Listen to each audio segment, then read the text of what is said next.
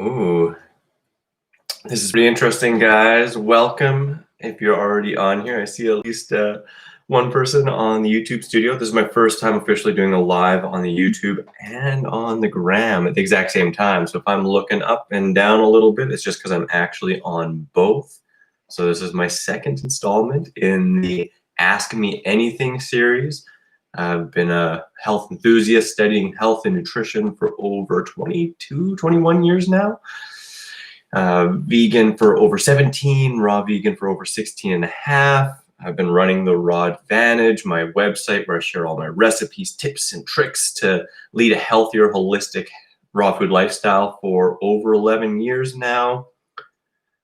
Became a registered holistic nutritionist 16 years ago, same time that I actually went raw. Hey guys, seeing a whole bunch of people showing up here on IGTV. Awesome to see you guys. And I have a whole list of questions that if you guys don't have any live, then I'm going to go over them. They're from my Instagram feed where I asked if anyone had any questions for this video, just to make sure things are on the up and up. And otherwise, I have the chat in both. So I might have my fingers in your face a little bit here and there. But anything you guys want to ask, I'm super happy to go into. I figure we have at least half hour, 45 minutes here. Hopefully we'll have some kitties visiting us. And I do want to let you guys know right off the bat that I'm excited to promote two things during this. One of them is the Raw Restart. It's the Woodstock Fruit Festival, first ever online virtual festival. It's by donation. There's 28 speakers. It's over a week long, and there's events all day that you can tune into on the Facebook group, and otherwise there'll be some live Zoom calls. I'm really stoked to be a part of it. That's why I'm promoting it, and because I love the Woodstock Fruit Festival and the whole crew there. But that is, again, starting on the 10th, and you need to sign up by the 9th. On YouTube, the link will be below. On Instagram, I will have that link up below later, but it is also in my profile link. So that's one thing. The other thing I want to mention too is the Vegan What bundle. Raw food, vegan food, mindfulness, yoga, 75 ebooks for 50 bucks. This is on for, I think, another 7 days as well, around there. But link below in YouTube and link below in my Instagram, but also in my profile link as well. That's just the Vegan What Health and Fitness bundle. Super good deal. So if you're looking for some new ebooks in the raw food or vegan or health or yoga or mindfulness scene, that's the stuff. That's the stuff. So I'll probably mention this a little bit later again, but let's jump into some fun questions. If anyone has anything they want to ask, I'm scrolling through Instagram. Oh, is that questions? Oh, wow. Okay, cool. I didn't see how you could do those questions in there. So I can do those questions too. I'll start up here on YouTube really quick. What's up, Slow RC Mike? Hey there, brother. And Anne asks, are all potatoes safe to eat raw, just like the sweet potato? Truthfully and personally, I don't eat raw potatoes. They're high in starch, higher than our body has the ability to really efficiently digest. That's why most of the time people cook them. They're high in starch and are a starch digesting enzyme. It starts in the mouth, salivary amylase. It's not strong enough like some other creatures that live in the forest, or even our genetic cousins, the bonobos. They have a higher salivary amylase content and a bigger ability to break down starch because they're eating stuff that may not be quite as ripe, and a whole bunch of other things come into play there. Us eating cooked foods for a long period of time, that content went down a fair bit as well, likely. So I personally don't really recommend it. They're safe to eat. Yeah, you're just not going to digest them super well. And I mean, there's a lot of other foods, in my honest opinion, that are much more palatable. We're going to get a lot more from with less digestive effort. So how important is food combining? I think food combining is really important, especially when you're transitioning into a raw food diet. If you have implement digestion, if you're just looking to strengthen your digestion and you want to get the most from your food with the least effort, that's the big thing with food combining. You're getting the most with the least effort. You digest your food in a shorter, more efficient period of time, so you have more time to play and be active. Here too. It's funny because I see here in the Instagram that there's actually questions, but then I think there might also be chat. So we'll have to jump around a little bit. But so here we go. Let's see questions. Giocono, I apologize if I pronounce anyone's names or handles wrong. It's going to be impossible for me. But Can we see your leg day? You showed us your upper body. Thank you. Yeah, no problem. I'll do a video on that from Sweden. When I get out to Sweden, I usually do some squats and some deadlifts and some different types of squats and lunges, and sometimes I use machines, sometimes I don't, but I'll show you that for sure. And also ask, can you tell us more about your Kundalini practice? I actually have a whole bunch of videos on my website showing my Kundalini video from Woodstock and then also from the Raw Living Festival. Most of the time, I actually do my Kundalini practice rather than a strict Kundalini practice. When I'm teaching yoga, sometimes I do Kundalini, sometimes I do Kundalini. My personal practice is a chakra-based one, going from the root all the way up to the crown, utilizing the breath of fire and some breath holds. And it's mostly done sitting down, which really a lot of Kundalini is. But again, actually, I do have that information on my website, and it has full videos. So you can actually do the practices along with me on there. And I have one video called Kundalini Quickie, which is basically a 15-minute introduction to what I do most often. I usually do it for anywhere from 5 minutes to an hour, sometimes an hour and a half, sometimes a few hours. You know, there's been a few times when I've had really poor digestion due to emotional upsets, and I did Kundalini or my Kundalini, both really similar movements for a couple hours, and it just rekindled my digestion. And just for clarity there too, why I call my own Kundalini, well, one, my last name's Kendall, but I utilize a lot of the movements and breath work from Kundalini in that class, but I also use Tibetan rites, power yoga, tomfoolery, martial arts, a whole bunch of stuff. So it's kind of a conglomerate. So that's kind of why there. Also asked, do you practice semen retention? No, I actually personally do not. No. Bonnie, would you like to talk about detox and what you learned and seen with your own eyes? Well, that's a great question. It's a loaded question. It's a big question. But in short, what I would say here, because I definitely want to make sure I get to all these questions, and I know there's going to be more popping up. I see a whole bunch more over here on YouTube. So welcome to the stream, guys. Definitely going to get to all the questions. Feel free to ask anything you like. So with detoxification, a lot of people are really hyped up about it and feel like it's something you got to do. Your body is always detoxing every second of every single day. You have like trillions of cells, and all of them are automatically detoxing for you. You know, it's a process of one, you know, them breaking down and breaking down old components and recycling them, catabolization, and otherwise it's, you know, you're intaking things that your body sees as a threat and then needs to get rid of. Some of that stuff is stored, you know, especially if you're on a standard American diet or you're just eating haphazardly or just, you know, in a very toxic environment, it's getting stored. And when you reduce your digestive load or when you reduce your exposure, then you're freeing up extra energy for your body to detox at a more accelerated or efficient rate rather than dealing with what's coming in all the time and not getting to deal with the rest, right? So the more vital you are, the lighter and simpler you eat, generally the more energy that's going to go towards detoxification and healing at a faster rate, right?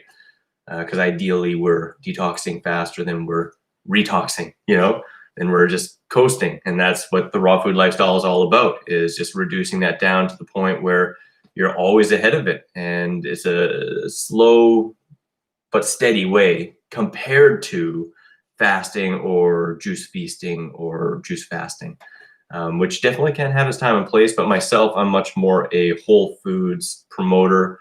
In a lot of cases, you know, faster isn't better. A lot of times it ends up yo-yoing back and forth, and more so I really recommend a whole foods, raw food, low-fat diet as the basis with a holistic lifestyle, removing exposures to toxins and stuff like that so your body can just detox more efficiently, but not be going up into downs and low ups and downs with swings and, you know, binge cycles and stuff like that, that often are accompanied by more drastic detox measures with tons of herbs and all these other things. You know, those can have their place as well, but your body's always doing it. All we really need to do is get out of the way rather than trying to poke it and force it, you know?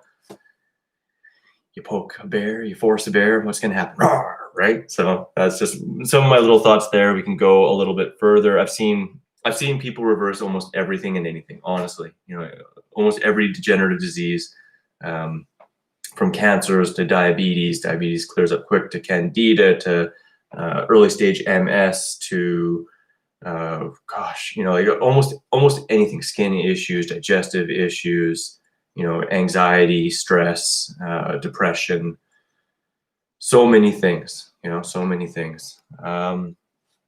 Do food dehydrators use radiation? No, they do not. Just air and heat, a fan and some heat. So,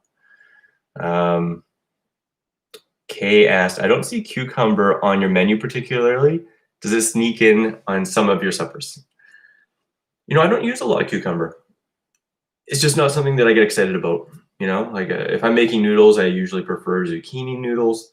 I like the gherkins, like the smaller cucumbers, or the Persian cucumbers. They're like thin and wiggly and stir up like that. Like those are delicious, and I've definitely had a bunch of those. But I don't reach for cucumbers that often.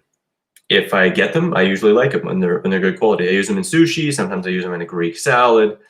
Sometimes I make koodles, you know, cucumber noodles. I really like that as well. But I've probably had maybe had years where I haven't had any, and I've definitely had months, many months without them. You know, I have 2 in my fridge right now. Probably go into some sushi. So that's the questions I have right there, and I see a lot on here, and then I have a lot over there. So we'll go to some live questions right now. So you're welcome, Anne. So Michelle asks, I get bored with what I'm eating when attempting to go raw. How can I make the food enticing? What will help me maintain the raw food lifestyle? Well, you've come to the right place. One of my favorite things to do is to mimic old foods and create raw food recipes that are called cravings busters. That's like what a big part of my books and my recipes are. You know, my free recipes on the YouTube channel, my Rawesome Recipes playlist, and a lot on Instagram too. But I also have the links on my website. But that's really what it takes. It takes finding, I usually say, like, it usually takes finding like 5 recipes that are your go-tos that you absolutely love, that you like love as much as anything else, cooked or raw, and have those as your staple go-tos. Anytime you're feeling that craving, then you go to those, you know. And I could delve in further and say, like, you know, 5 cravings busters recipes, 5 simple recipes, or maybe you could even say, like, have 5 breakfasts, 5 lunches, and 5 dinners that you really like. But most people find it's really the dinner meals, you know. So that's why I usually just say 5, because 5 dinner meals, if you can find out 5 great dinner meals, you're pretty set, you know.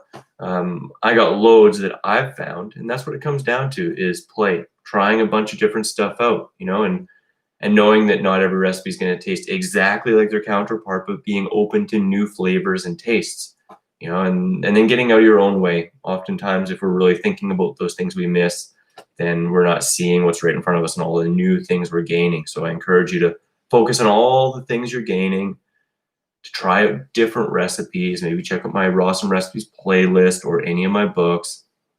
With that, the shameless promotion there.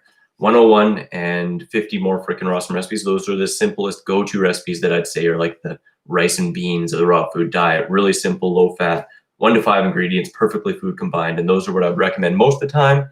But then on top of that, for special occasions, or when you feel like you just want something a little bit more fancy, or you know, you're just looking to mimic an old recipe, then I have TRA Retreat Treats. I have American Classics, which I co-wrote with Naturally Ashley and Dr. Doug Graham. And then I have Naturally Rawesome dressings, Naturally Rawesome sauces, frickin' Rawesome pizza. All these guys are a little bit more low-fat, raw gourmet. So those guys are really dang tasty too. And they, you know, could be anything from Italian to East Indian to pizza to, you know, on my playlist, Japanese, to almost anything you can think of. So I hope that helps, Michelle. It's just trying new things, getting out of our own way. Well, thanks for the hearts, guys, on Instagram. Hopefully this is working really well with the going back and forth, and it's not too distracting here. Thanks, Bryce. I see you click on the questions. It's funny, there's like the questions. Yeah, those are already there, but I'll just have to scroll a little bit here, and I'll do some of the YouTube ones first because they're on there. Yeah, Lisa, you just asked, how do you not have cravings for cooked food in the evening? It's basically the same answer there, really. You know, it's it's about finding the dishes that you enjoy just as much. I mean, I also utilize that freezing technique. I freeze some of my vegetables and then thaw them, and it gives them more of a cooked kind of texture and flavor. So for example, with cauliflower, I do that and make my Chris's creamy curry, which is one of my favorite recipes. And to me, it tastes as if it's cooked, and I prefer it over a cooked curry. So it's just finding those recipes that you enjoy as much or more than the cooked food counterparts. And a really big thing too that I find is just eating a little bit more. A lot of people just subtly undereat. I really find the people that are succeeding, thriving long-term on this raw food, especially high fruit raw food diet, every single meal they're eating like until they're totally full. Like I would always rather finish my meal and be like, whew, I couldn't have another bite, than finish my meal and be like, I could have a bit more, but I better not. I'm looking at my waistline. It's automatic with the fruit-based raw food diet. And again, most people, they're subtly under eating. So if you eat enough during the day, you eat enough at each meal, so that you're just like, put a fork in me at every single meal. You start with fruit before your cooked dinner or before your raw dinner. Makes it a heck of a lot easier. But I know you know a lot of this already, Lisa, but I hope that helps a little bit. And you know, enjoy some new recipes, try out some different ones, you know, find the ones that you absolutely love. So up here, what's your take on oil? It's a highly processed food that is subject to rancidity, is super high fat and devoid of all nutrition except for fat. You know, to me, it's a junk food. All oils, even like flax oil and stuff like that, they are, compared to whole foods, junk foods. You know, it's like refined down, taking away all the fiber, all the water, all the minerals, all the vitamins. You know, it's pure fat. You know, it's horrible for the pancreas. It slows digestion, gives a lot of people skin eruptions and issues. One of the biggest recommendations I'd say to anyone is give up oil. You know, steam fry if you must fry, you know, and that's way better anyway. But I do not recommend oil as a health food whatsoever. I would say if you want to use anything similar, then just use the whole seed. Like throw a teaspoon or tablespoon of hemp seeds into your blender with a sauce, and then it makes it creamy and fatty, but with all the symphony of nutrients that go along with it, you know, and there's way less chance of it being rancidified, you know. So definitely not a big guy on oil. Rebecca, would you get the COVID vaccine? If not, what would you do if you're not allowed to travel? I have no intention of doing so. I'm hoping to get to Sweden, and I really hope that it doesn't get to the point where you can't travel. If not, then I'll be very, very much limiting my travel. That's what we'll see. Time will come. Taint Muslix. What's the minimum protein to lean body mass ratio intake for synthesis to occur? Well, I mean, I've heard below 2%, you can start to 2% of total calories coming from protein. You start to experience muscle wasting. This was done on prison camp inmates as extreme tests with very, very simple foods. So the base minimum that most governing bodies recommend is 4. It's a fairly common practice to double any value that results in deficiencies to cover for ethnicities and age groups and activity levels. So I'd say below 4% of your total calorie intake being amino acids or protein can start to cause muscle wasting. Now, the good thing is if you're eating enough calories from whole foods, so if you're eating fruits and vegetables and greens and nuts and seeds, you're automatically going to be getting usually around 6+%, because fruits range from like 4 to 8% on average per calorie. So if you're just eating enough fruit, you can get more than 4, and usually you find yourself around 5 to 7%, depending upon what fruits you're eating. You add in some greens and nuts and seeds, which are markedly higher in protein. In fact, like greens are often double the protein per calorie as meats.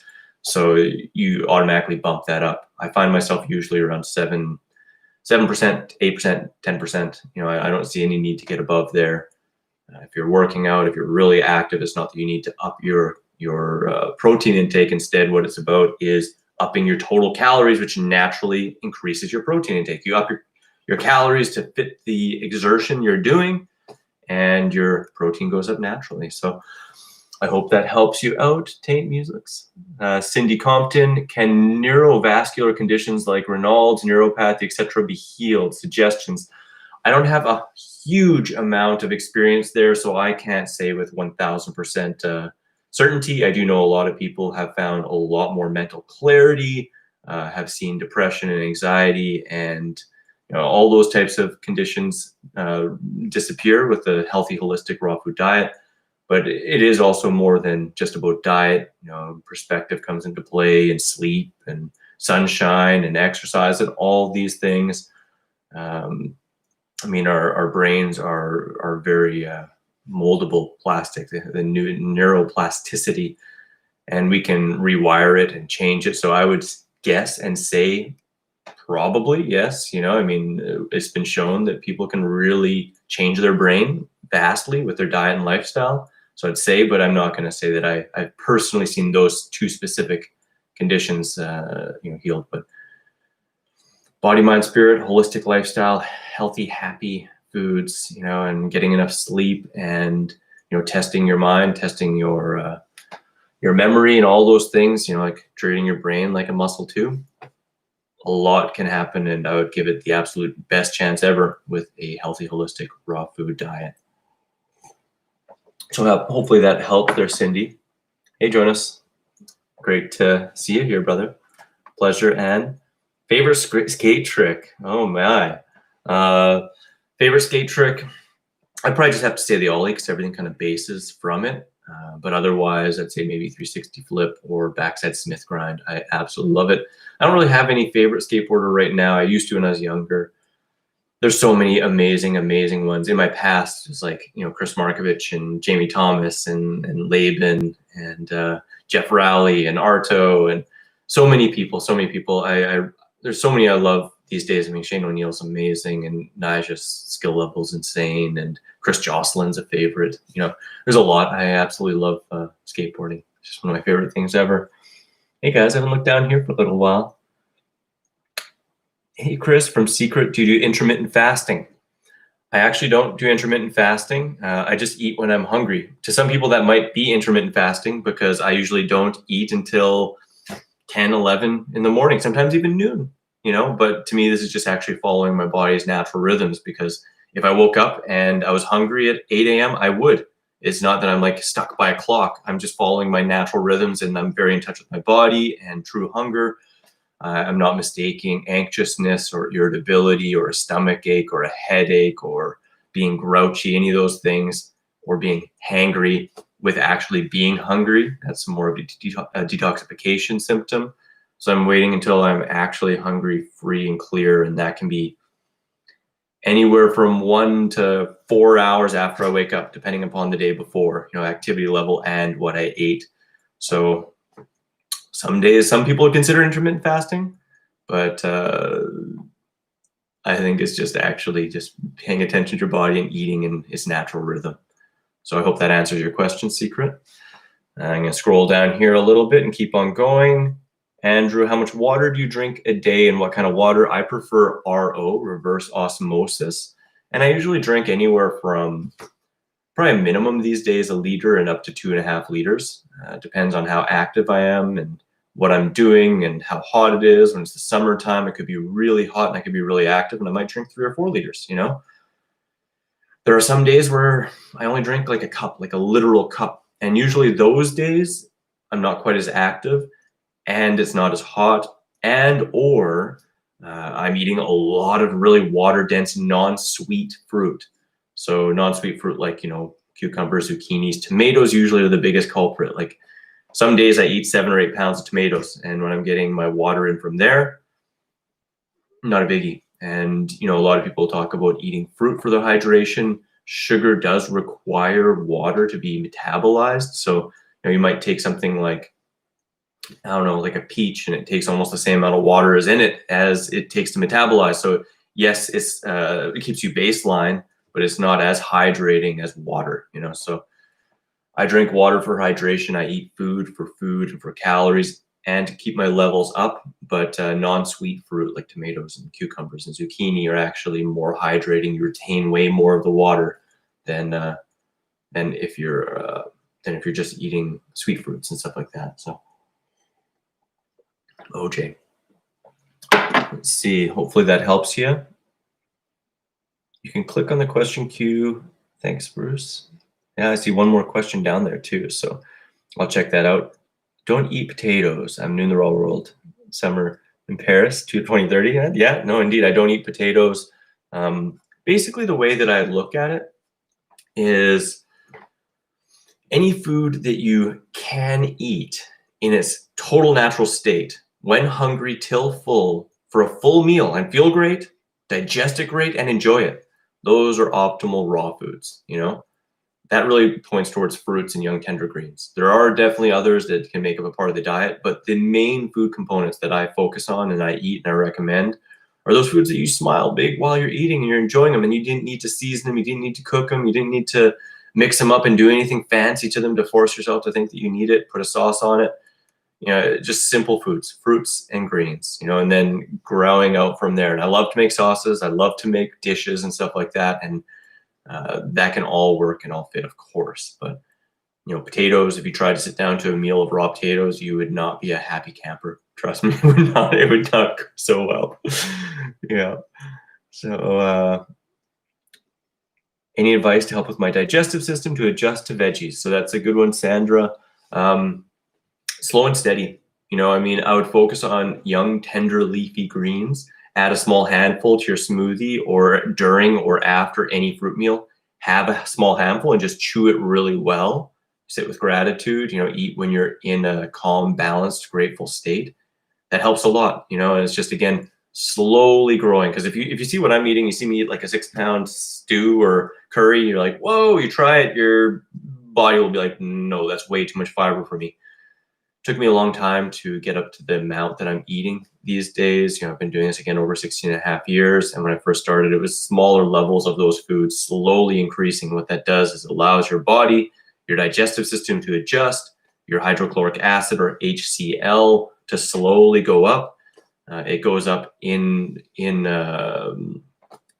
unison with that slow build, right? It goes up with the stimulation it requires, or not stimulation, with the subjecting it to the conditions where more is required. But if you overdo it and you also just eat a huge amount, then it's going to be more than it can handle, and it's not going to slowly build. It's just going to end up causing digestive duress. So slowly build instead of just throwing it all at once. Split it between your meals, and then slowly, day after day, week after week, increase the quantity. And most people, again, they find the non-starchy vegetables to be the easiest. That's, you know, the leafy greens, and then slowly going up towards more things like cauliflowers, and if you want, broccolis and stuff. But those ones you're going to want to start with smaller amounts.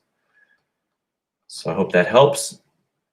I'm in pain from too much veggies. My body's not used to the increase in veggie. Yeah, I'd say, again, focus on the fruit, get your calories from the fruit, and just start with a smaller amount. You know, I mean, we're aiming generally for 1 to 2 pounds of leafy green vegetables per day. If you don't have to eat the heartier vegetables, you could just focus on the leafy greens.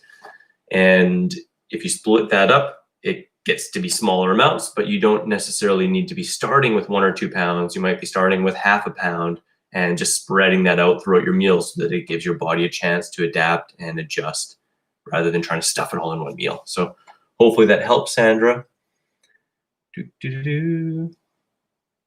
Life on the Ranch just said, what do you recommend? Oh, I have early stage MS. I would recommend reading the 80-10-10 diet by Dr. Douglas Graham and applying it, you know, and otherwise reaching out for a coach to help you out to get really consistent and simple with this. I offer coaching by donation and have different coaching packages, and I'm very happy to help. But the 80-10-10 is a great place to start. It really outlines it. It gives you the practical information and science to really apply it and to feel confident in it, and to be like, whoa, how didn't I realize this before? But that's definitely what I would start with, you know, absolutely. And I have seen people completely reverse early stage MS. So simplifying, fruit-based, lots of sleep, some exercise, you know, to get the blood flowing, circulation improved, all that good stuff. But that's definitely where I'd start. And feel free to message me anytime. I hope that helps. I don't know your name, but Life on the Ranch. Oh, hello. Oops, didn't mean to wave at you, Ricky, but I did, and that's really fine. There we go. I'm going to keep on going here, and then we're going to get over to the live chat on YouTube too. Oh, we're already at 29 minutes. We're going to have to go longer, maybe 45 to an hour. We'll see. But I will be saving this live, Andrew. All about feeling good, rocking it. I hope you had an awesome holiday. Thanks, brother. I absolutely did. It was awesome. And how far ahead do you plan your meals? It's my mystic altar. I don't really plan my meals ahead more than just me buying a whole bunch of food. So when I go and I see that cases of bananas are on sale, well, I buy a case or 3. Right now, I have 3 cases in the basement, so I know that I have 1 meal of bananas or 2 meals of bananas for the next 2 weeks. So I mean, I guess I'm planning ahead, right? But I just did it because it was a utilitarian kind of simple way to do it. Bought a whole bunch of oranges. I know that I'm probably going to be having a meal of oranges and a meal of bananas almost every single day for the next couple weeks, and then otherwise I have some other ingredients to make some curries. So I got the next probably 2 weeks pretty much planned out. I have a pizza crust in the dehydrator from Rick and Ross and Pizza that I'll, make a pizza in the next day or 2. We'll see. But otherwise, maybe I might have a party planned or a special dish planned. Like, oh, I know, on Sunday I'm going to make something special because I'm with X and, X, Y, and Z with whoever or whatever situation, But otherwise, my meals basically get planned by whatever is seasonal, whatever is inexpensive, and whatever I can get in bulk just at a good deal. And then it's like, all right, well, that's what I'm going to make. And I can mix it up by adding some frozen stuff, or I can mix it up by adding a little bit here or there. But it's lots of fun. Oh. So we're going to continue scrolling here, and then we're going to go up to the YouTube live platform for a little bit. My pleasure. Secret. Aw, hey, Dan. Much love to you, too. My pleasure. Oh, much love from Scotland, the detoxologist. Great to see you. I'm going to be closer soon. Is it okay to sub green powder for leafy greens, Nutella? Actually, to some degree, yes, but I wouldn't completely substitute it. I really love barley grass juice powder. It's one of my favorites. It's the one my body just really sings for. I've tried a lot of different green powders, and not all green powders are the same quality or have the same amount of nutrition in them. I recommend green juice powder rather than greens powder. The difference being they actually juice it and then dry the juice into a powder that just melts in your mouth and is way higher nutrient per gram than other green powders, some that just take a whole plant and then blend it into a powder. And I've seen that for barley grass. I've seen that for wheatgrass. I've seen that for spinach. I've seen that for moringa. I'd always be going for the juice powder rather than the grass powder or just like the plant being powdered. But, there are some nutrients specifically. I know barley grass is the best. It's not super high in iron or high in calcium. If you just had that instead of having any greens, you'd be quite likely to be low in iron and calcium and probably some other nutrients. To me, the green powder is really their stars in terms of their micronutrient profile, especially if they're grown in a great, really nutrient dense soil in a good place, which most of them, that's what they're grown for. Actually, I wouldn't say most of them, but some of them. I only know some specifically that I've actually looked into where they're growing it, and other ones, if you just go to like a general store and look at all the green powders, I don't know because I haven't looked. But if they're grown on nutrient-rich soil that has all the trace minerals, grasses have that unique ability to suck up all the trace minerals. So that's what I utilize the green powders more for, is the trace minerals, and knowing that the average grocery store greens, even the organic ones, may or may not have the same soil quality. So they may not have all those trace minerals. And so I think that they're better in unison, and utilizing both rather than one or the other. My first 12 years on a raw food diet, I didn't have any green powders at all. I even thought they were bull crap. But then I added really high quality barley grass juice powder, and I felt like Al Pacino on Scarface. I couldn't get enough. I just wanted to go for it. And I noticed that over about 3 months, my cravings for it went down and I felt more balanced with it. And I started eating less of it and including less of it, but it's still a major part of my diet because I am drawn to it. My body sings when I have it. And I think it was more of the trace minerals that may be missing from a lot of average grocery store produce. So I hope that helps. What do we have? Okay, 2 more here. I do supplement with B12, the Sky Museum. I didn't for the first 11 years, but I became clinically on the verge of being deficient and having symptoms. So I definitely think that it is useful and helpful for the vast majority of people. I'd recommend getting tested and see where you're at. You can check out the homocysteine levels and your urinary B12 or urinary UMMA, urinary methylmalonic acid test, or just blood values as well. And do check out that homocysteine is a good collaborative test. And if you're low, supplement. You know, you could either do cyanocobalamin or methylcobalamin or adenocobalamin. Most people go in the health field, usually go with the methyl group. Others like Dr. Greger actually recommend the cyano because it's super inexpensive. You can get like less than pennies a day, I think, or pennies a day, B12 supplement. Pretty simple. But I do, and I recommend most people supplement B12. Do you find it more expensive being raw? I find it can be more expensive since I eat more on raw, and some raw foods cost more.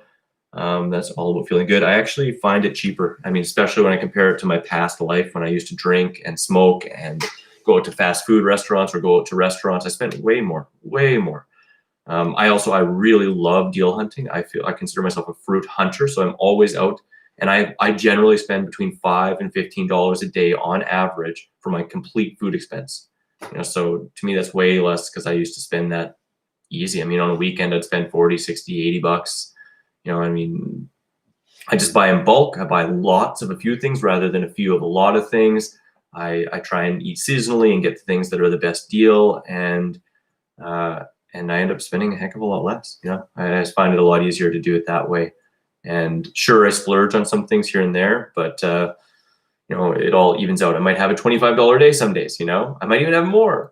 I might buy a $100 durian, you know, but most of the time I'm eating foods that are, you know, more economical and really satisfying. Like if bananas are $1 a pound, you know, and instead I see cherimoyas for $6 a pound, I'm going to get bulk bananas and I might have a couple cherimoyas, or I might even wait until I can find cherimoyas when they're in season somewhere else and get them for way cheaper. Right. But I just try and eat seasonally, and I put the kind of the limit usually at $2 a pound for bulk. If it's more than $2 a pound, I'm usually not buying bulk. Usually I'm buying tons if it's $1 or less, and that's how I save a lot of money. All right, one more in here, and then we're gonna go over all about feeling good. Not a bad thing, being more expensive. So reaching optimal health, yeah, you know, I mean, and that's the other thing too. I mean, there's ways of cutting it down in price too, is you can grow your own sprouts. It's super inexpensive. You can, you know, make your own grass powder or grass juice. You know, you can actually just take all grasses. They're not edible, but they're juiceable, and they're very nutrient rich as long as they're not sprayed or peed on, right? But you can just make free green juice nonstop by picking grass and juicing it, mixing it with some water, picking fruit, growing fruit, you know, all those things. But yeah, I don't know. I do find it less expensive, and even when I do spend more, it's definitely 100% well worth it. My pleasure. Do I use Daily Green Boost? I actually use Terra Sol barley grass juice powder. I find the quality more, I found the higher quality and more consistent in terms of what it tastes like and its texture, and it also happens to be about half the price, you know, so because I loved it so much, I opened up a wholesale account and I even sell it on my website. I make a very little profit, but I do make a bit of profit off of it. And it's like $29 per pound plus shipping. So that's the one that I use myself and I recommend. So we're going to jump over to the live chat here on YouTube because I've gotten to the end of the questions on Instagram right there. And I still have some written in questions from before that I need to get to, but definitely want to try and go through all these. So let's see. Jessica. Oh, wait, sorry. What is the Taint Muslix? Sorry. I hope I'm not pronouncing that really wrong. What was the most enlightening section or sections of Dr. Dina's course? I can't afford to take it. I highly recommend it, absolutely. And, you know, I think that whether you can or cannot right now, you know, it's something that I would recommend saving up for or finding a way to make some extra cash for if you're drawn to it. most enlightening section, that's really tough because there's so many. It really went into depth into so many aspects of health, holistic health, raw food, their experience in over 40 years, over 30 years each. So it's like 60 years combined with raw food is huge. Some of the stuff that I found actually the most interesting is actually going into the history of the raw food diet and really going far back into the first people who really popularized it, and their take and their experiences and their learnings and what they're sharing and the results they were getting.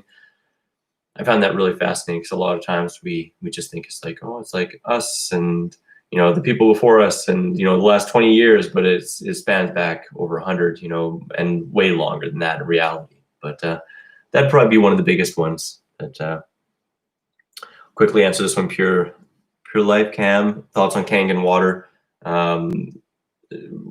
Waste of money, honestly, in my personal opinion. It's alkaline water that is alkaline by electrodes is very different than alkaline water by mineralization. But I'm not really looking for the most mineral rich water. In fact, I usually have RO or distilled. I'm getting my minerals from food. A lot of times minerals in water and like spring water and stuff like that, it's inorganic minerals anyway. And I know a lot of people that actually have issues from having that. I recommend pure water, and then otherwise getting our water from food. But yeah, the Kangen water is very expensive and a gimmick in my mind to make up for people not eating healthy food. And they might see some positive benefits short term, but it's not going to be the same as eating healthy food.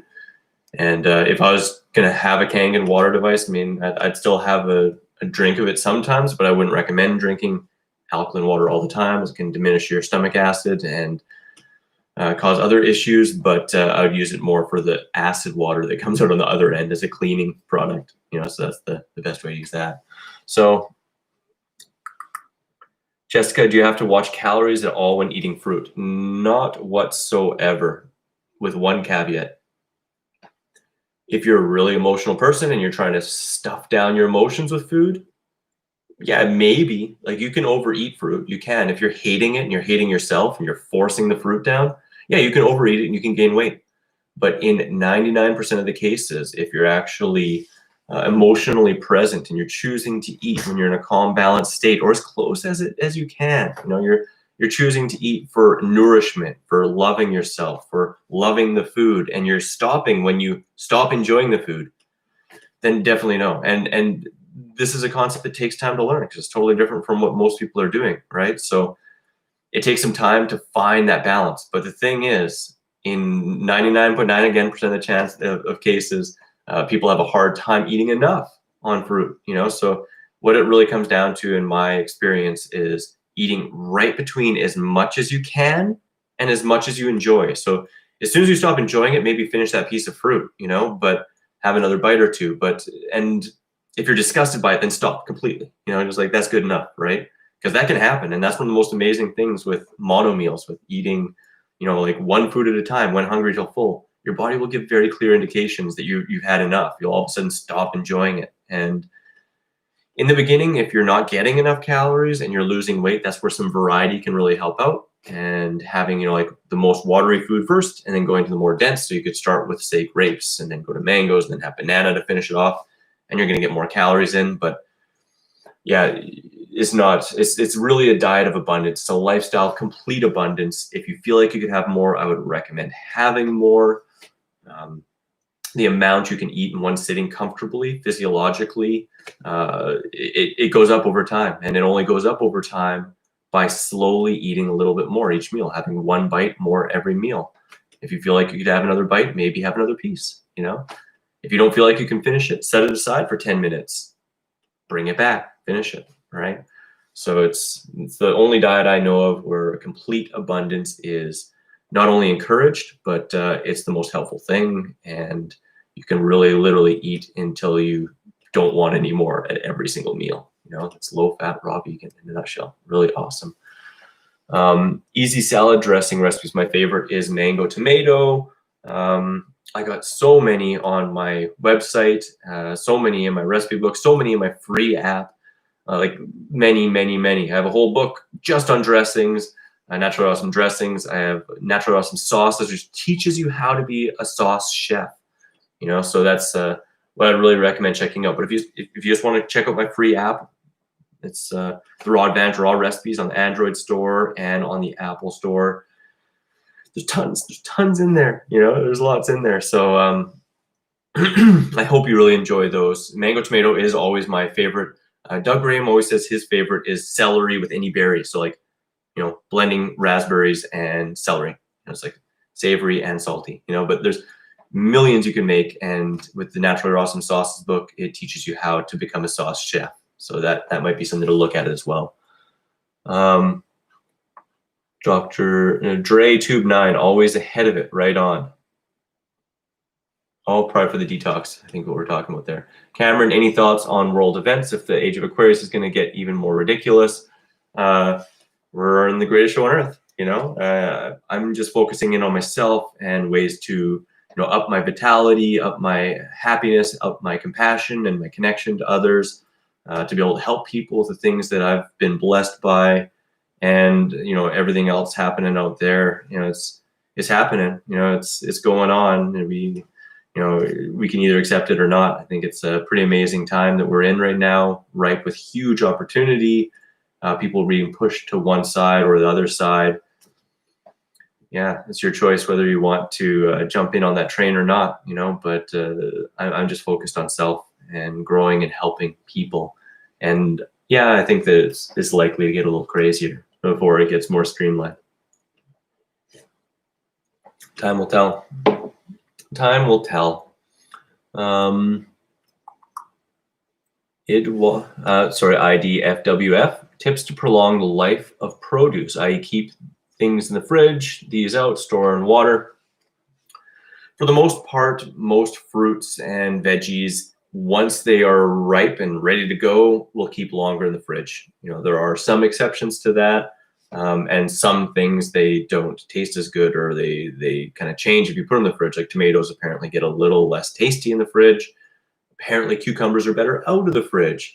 Avocados can last an extra 2 weeks in the fridge. I find the same thing with bananas. If they're ripe, they'll last an extra 2 weeks in the fridge. Berries I'd put in the fridge right off. Greens in general I'd put in the fridge right off, unless they're still growing and you want to just keep them out and let them keep growing. Zucchini's fridge for sure. You know, herbs, I personally usually just have them in plastic wrap, you know, or otherwise wrapped in a damp towel around the bottom in a cup. That works as well too, but I usually use those so fast that, you know, they don't need to. Basil, I usually keep in their original package, but then wrap with a towel to keep them insulated so they don't get as cold as the rest of the fridge. There's so many. It's tough to go over everything, but yeah, most things, you know, I keep out of the fridge. Most fruits I keep out of the fridge until they're ripe enough that either I need to use them, or if I don't use them, then I put them in the fridge and otherwise freeze them. Vegetables, most vegetables I put in the fridge. Tomatoes, I will actually put them in there if they're getting really ripe. Sometimes I buy the case and I might not go through them all at once, so I might throw them in the fridge, but ideally I keep them out. So hopefully that helps. Rebecca, during Rider Freely and Get Fit with Natasha all heavily promote eat processed sugar. I'd promote eating whole foods. You know, I don't know that they all promote that. I've seen During Rider. I haven't really seen Freely, and I don't even know Get Fit with Natasha. But yeah, I don't recommend processed sugar. I'd recommend eating enough calories from fruit and good quality fruit. From what I understand, During Rider used to promote that, like, last time I really seen him promote it was like, I don't know, 7 years ago. It was when I first, at least, and it was mostly coconut sugar to make up for the lack of sugar in his fruit. Because he was saying that it wasn't good enough quality, it wasn't sweet enough. You know, I'd recommend trying to get better quality fruit. I've never run into this problem myself. I've never felt the need to add processed sugar, and if I wanted to make things sweeter, or if someone did, I'd say use some dates. 100% dates over processed sugar. 110%. Cindy, what's your favorite dressing? Mango tomato. That's my favorite. Otherwise, my cocoa butter veggies, kind of creamy. Usually I make the 2.0, but the 3.0 is really good too. Do you use salt? I do not use salt myself, Although if I go to a raw food restaurant, or if someone serves me food and has some salt, then I don't stress about it. I'm not a competitive ultra endurance athlete that's really got to watch for it. If you're eating no salt and you're a competitive ultra endurance athlete, you might get into trouble. But yeah, I don't avoid it like the plague, but I also really don't add it to my own food. Just gotta let you guys know we're at 10 minutes to being 1 hour, and I need to keep this under an hour to make sure I post it on Instagram. So I'm gonna be watching that clock, and these questions are gonna remain in the chat. I'm gonna try and blow through these really quick here, and I'll have to do another one as well. So I'll try and go through these really quick here. I've been eating fruit only in the AM. Is this correct? It's great, and yeah, absolutely. You could eat fruit. You could add greens to that if you want, but you don't have to. I usually do that. I usually just have fruit in the AM, and then fruit and greens usually at lunch, and then start with fruit and then go into my big green meal at dinner. Junus, yeah, I love skating too. That's awesome. Hopefully we can someday. Porch Turds, awesome Raw Advantage Live, dude. Favorite raw vegan. What are you currently supplementing? Thanks, brother or sister. B12, that's all I'm supplementing. I have taken vitamin D in the past when I wasn't able to get outside due to breaking my leg and being in heavy rehab during the winter. But generally B12, that's all I really do. Vegan FTA, just hopped on. Excited to see you on live. I love your raw pizza book. Thanks so much. I really appreciate that. It's definitely one of my favorites, and I can actually say that the pizzas are as good or better than 99% of the cooked pizzas I've ever had. And I hope you guys like it too. Cindy, do you have kids? No, I do not have any kids. Kat, thanks for all your awesome recipes in your app. Helps to have recipes and ideas. I'm really blessed by that. I'm stoked that you enjoy that. That's why I put it out there. Thank you so much. Dre Tuber taking B12, D, calcium, zinc. No, just the B12. I have taken vitamin D. That's the only 2 supplements I've ever felt the need to take in 16.5 years raw vegan. I've had 6 blood tests, all really dang good. I've recovered from fracturing my back and mutilating my leg in a motorcycle accident. I healed very well. All my levels look really good. Kelsey, tips to clearing acne.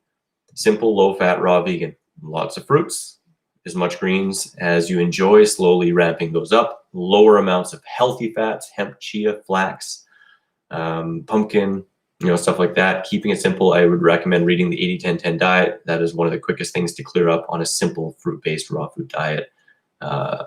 Take away oils. I wouldn't go for a cacao or anything like that. Simple.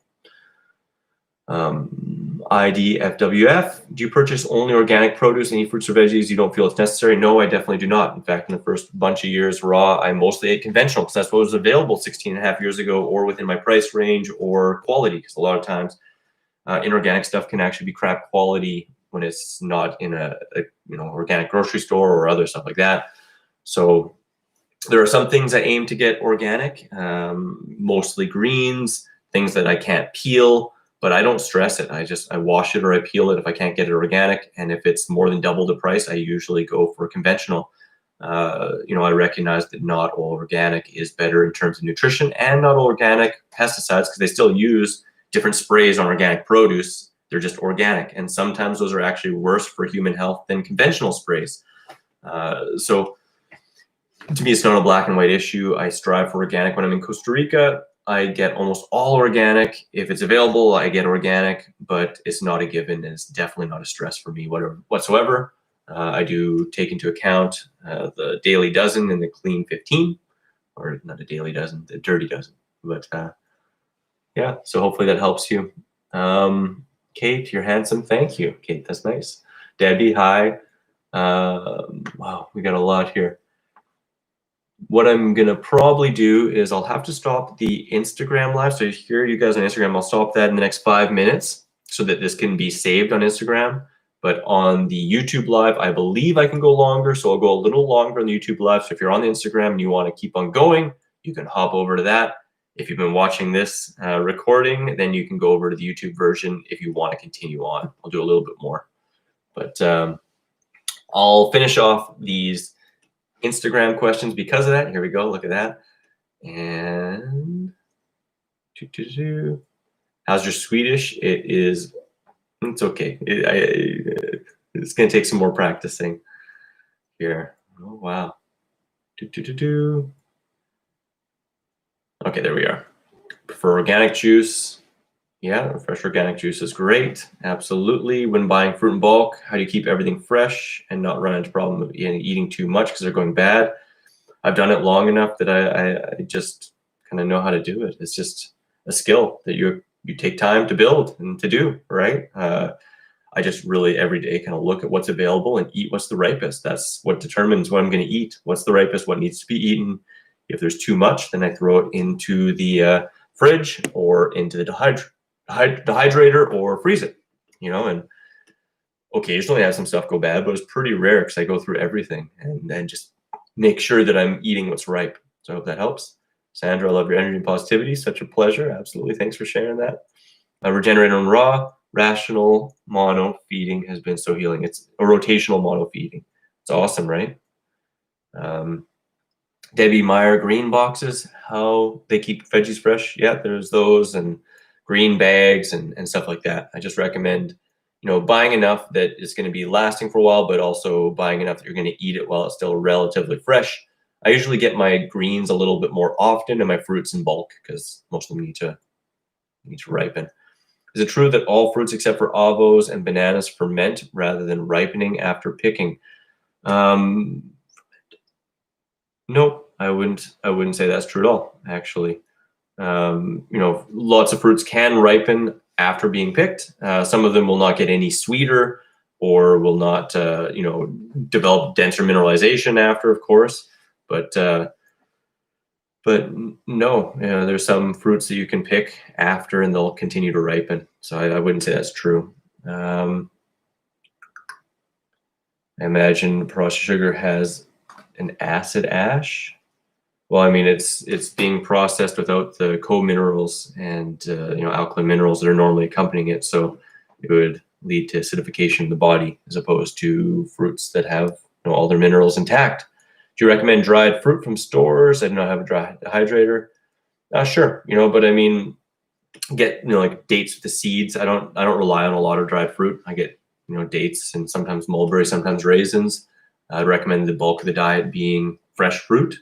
And if you're eating dried fruit, I recommend rehydrating it or blending it to smoothie. I love making date smoothies. Date blueberry smoothies are incredible, but I wouldn't recommend just snacking on dried fruit all the time. It's harder on the teeth and digestion in general. Thanks so much for the great work. Such a pleasure. Pure Life Cam. Hi, hello. If you're in Jacksonville, Florida. Aw, thank you. That's awesome. So sorry, Catherine, you sent a request to be a part, but I'm going to have to close this up pretty quick here. We make cold pressed juices and sorbet, working and expanding the menu. That's awesome. That's super awesome. I'd love to see more and more fresh juices and foods and recipes out there in the mainstream. That's so dang awesome. Kudos to you. So I'm sorry, guys, for Instagram. Hey, guys, up here on YouTube. Instagram, I'm going to be shutting this down right now, and I'm going to be moving over to the YouTube live. So the full video will be on YouTube. The hour will be here on Instagram, and I will be putting all the links below soon. So much love to all of you guys. Thanks so much for joining me live. And if you're watching this recording, I hope you guys really enjoy it. And comment below. Let me know if you want to see more of these. Let me know in the comments below, and I'll do more of these, right? So much love, guys. I'm just going to make sure that this records, and I will share to IGTV. There we go. And let's just quickly get this on here. There we go. Boop-a-da-boo. That didn't really work very well. Sorry, Instagram crew or YouTube crew. It's just going to take me 1 second to get this. That's a nice. There we go. That's good. Oh, wow. It's asking me to put all the metadata and stuff in there. I'll just say, ask me anything number 2, 16.5 year raw vegan RHN. There we go. So we're posting that up. My mom's about to come in here. So I'll be letting her know that we're live here. We're talking. It's all up front, close and personal. So got a bunch of questions in here. And there was 3 questions on that Instagram too that I didn't get to. So hopefully people ask them here. So let's see here.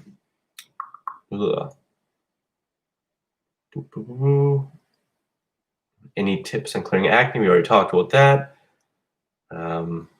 Did you have any detox symptoms when you started this lifestyle? And if so, what were they? Yes, I had some headaches, had some times where I was lethargic and tired. I guess a couple skin eruptions, stuff like that, not too much. Just more for me, it was like, sometimes feeling a little groggy, but it wasn't really with the raw food lifestyle. It was actually before that when I was simplifying into a high raw diet over a 3-year period. I went from junk food to more whole food vegetarian, and then to high raw vegetarian, and then high raw vegan for 6 months, and then raw vegan. And it was in those earlier stages where I had more detoxification symptoms. By the time I got to all raw, 16 and a half, almost 17 years ago now, I was on fire. I was already had gone through a lot of my deeper detox, and I just felt amazing and just supercharged. So I didn't have as much there, but yeah. A naturopath told me that I have issues with histamine. It seems citrus, bananas, avocado are high in histamine. What's your view on that? Histamine sensitivity definitely can happen. I think it's overdiagnosed, but it definitely can happen. And if you focus on low histamine fruits for a period of time, you can get low histamine fruits, lists of them on the internet. For some people that can help. I've never seen it be a long-term issue, so it could just be a malabsorption issue, or it could be the tight junctions in the stomach, having wider gaps there and letting things through and causing issues with foods that normally you wouldn't have issues with. So I'd recommend myself, if I was in a similar situation, to just simplify, focus on the foods that don't give any issues whatsoever.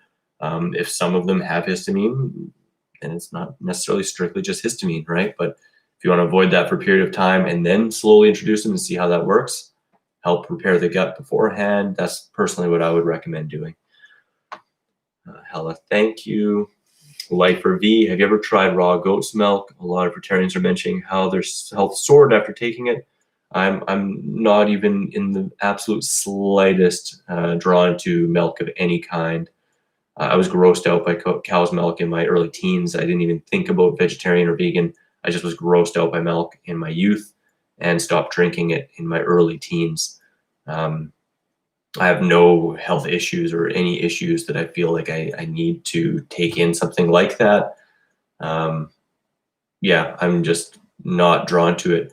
Why someone's health could soar after taking it? Well, there's many, many reasons. It could not. It's possible that they weren't on a healthy, well-balanced raw food diet. That's what I see most often with most people that go to anything else. They weren't on a healthy, well-balanced, fruit-based raw food diet, or they were only focusing on diet and not looking at the whole picture and not looking at holistic health, or they're under eating calories. I've definitely met a lot of people too who it's part of not being a part of a balanced raw food diet. But if you're under eating calories, under eating greens, if you're stressed out all the time, you can be feeling lackluster. And all of a sudden you add something that's really calorically dense and of course dense in some minerals.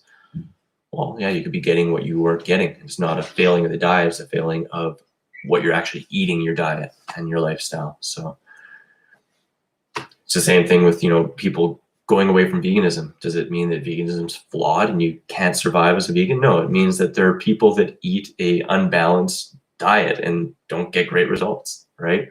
If you love yoga, but you met somebody who hurt their knee doing yoga, does that mean yoga's bad? It's like, no, well, they were probably forcing a posture instead of growing into it, So I think that's a big part, continually learning and seeing what you can do. And there's, many, many ways, right? So Jessica, thank you. My pleasure. Absolutely. Hey, Rachel, Banana Buddy, a little bit late to the party. Great to see you here. Virtual hugs from Berlin. Thoughts on vegan dogs. If done well, they can be really helpful. I know there's some shelters that actually only feed their dogs and cats vegan, but well balanced, and they know what they're doing, and they see better results in terms of the animals living healthier, happier, and reversing, their issues that they had as street animals. So it can be done. You just got to make sure you're doing it right. Pleasure to be sharing. Absolutely. Great days, fellow Earthlings. Absolutely. Salute from Raw Food Permaculture, Fruit Force Permaculture.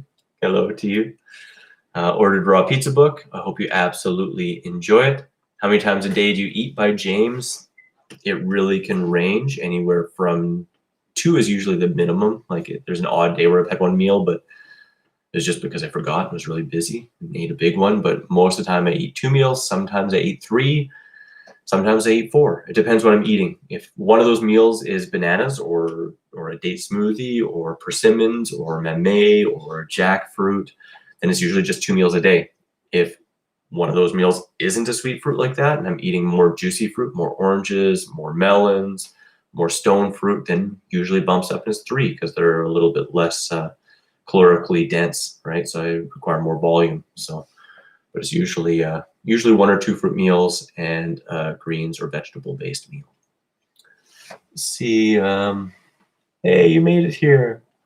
Can we do super chats? I don't even know what that is. So I'm sorry. I don't actually even know what that is, Rachel, but can let me know. This is my first official YouTube live.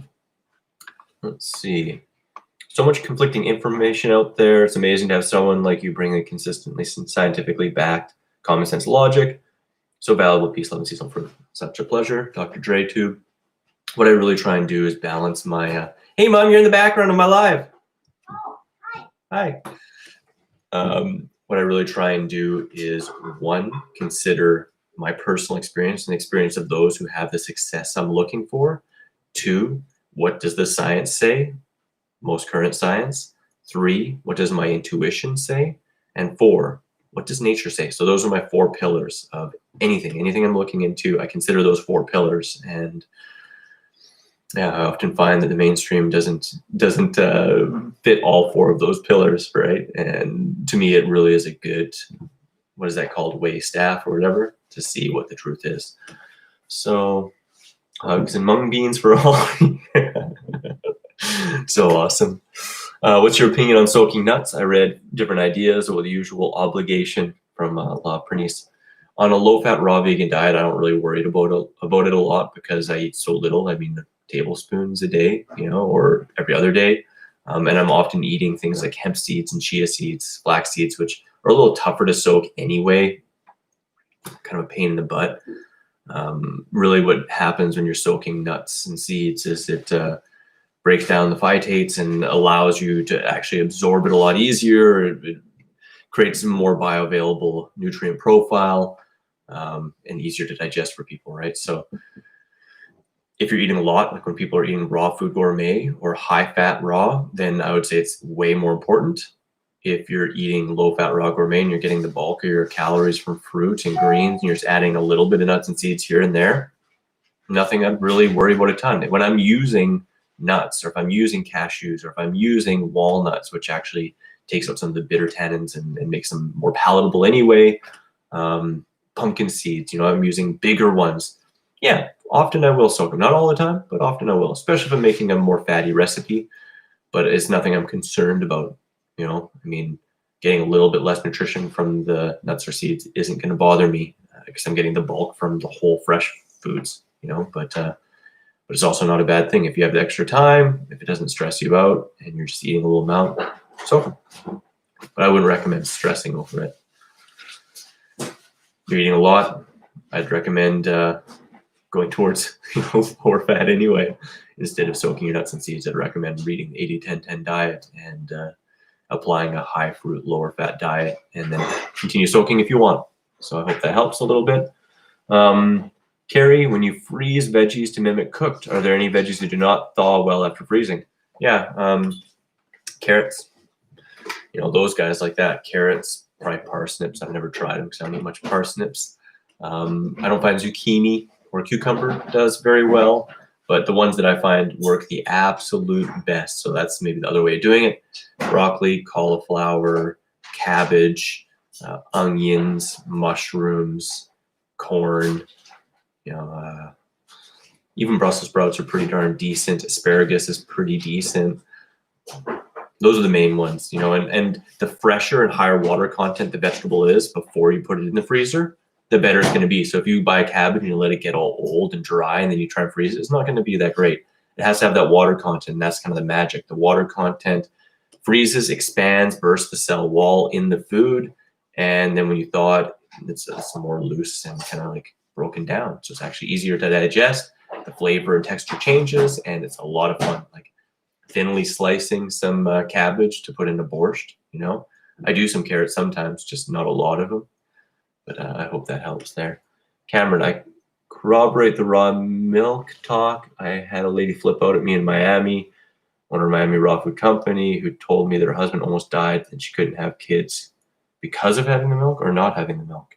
I mean, raw milks can be contaminated, and there's more chance of getting different contamination, bacterial contamination with raw milk than produce. Most of the time when we've had scares in the supermarket of contaminated spinach, it's because of animal manure on there. It's not inherent from the vegetable. It's like animal products washing over in there, right? So let me know, Cameron.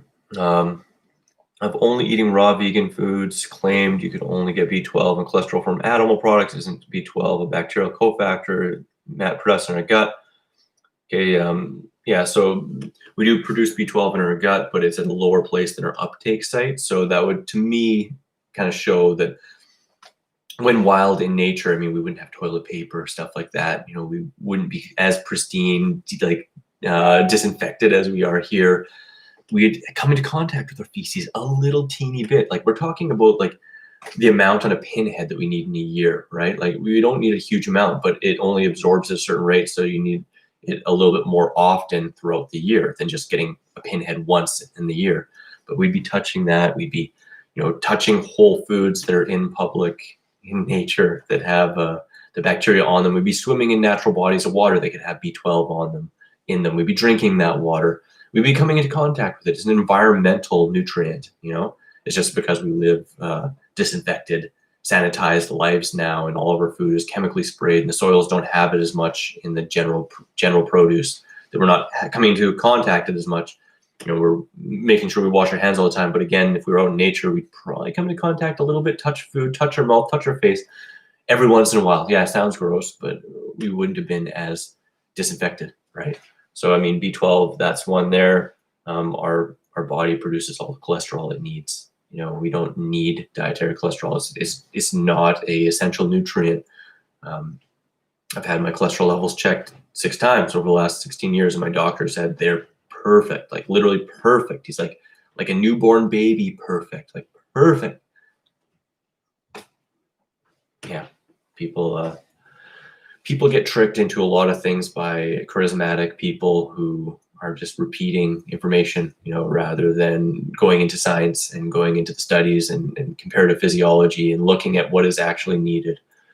You should have a super chat option. I'm really sorry. I really don't know what super chat is. I've never done it, so I'll have to learn, and maybe next time I'll have the super chat. Are a little congested. I just woke up and I had a couple of times where I had to go, yeah, but no, I'm good. Love and appreciate you too, Sherry. Have you ever made coconut jerky? I've been eating coconut meat with chipotle and mutolo chili, and it is heavenly. Sounds awesome. Yeah, I've made a lot of different jerkies, young coconut meat and stuff like that, and similar recipes are really darn good. Make some, what did I call them? Jerk cocoa wraps, like making wraps with that stuff. Super, super good. AC Ember, aka Remembrancer. Let's see. Rigo, vegan for 8 years, raw vegan now. 1 year, run 75 miles a week in calisthenics. Awesome. That's super awesome. Kudos to you. What fruits and vegetables are best for recovery and to build muscle? Just getting enough, going for the ones you enjoy the absolute most. When we're talking fruits, like the ones you enjoy the most are the best ones. That's what I'd recommend. Go for the ones you enjoy the most. It's going to change. As the seasons change, you're going to get a myriad of different nutrients through following your enjoyment, following the seasons. And you're more likely to eat enough of them if you're really enjoying them. Greens are really great in there for more mineral density, more alkalinity, just more protein as well. You can up your protein with some greens. Some of my personal favorites are Napa cabbage and bok choy, but I'd say find the ones you like the most. You know, rotate through them. Look for different ones and try them. And the ones you enjoy the most in the moment, eat more of those. Hemp seeds, pumpkin seeds, chia seeds I'd recommend for the seeds, flax seeds. Those are the ones I'd recommend utilizing the absolute most.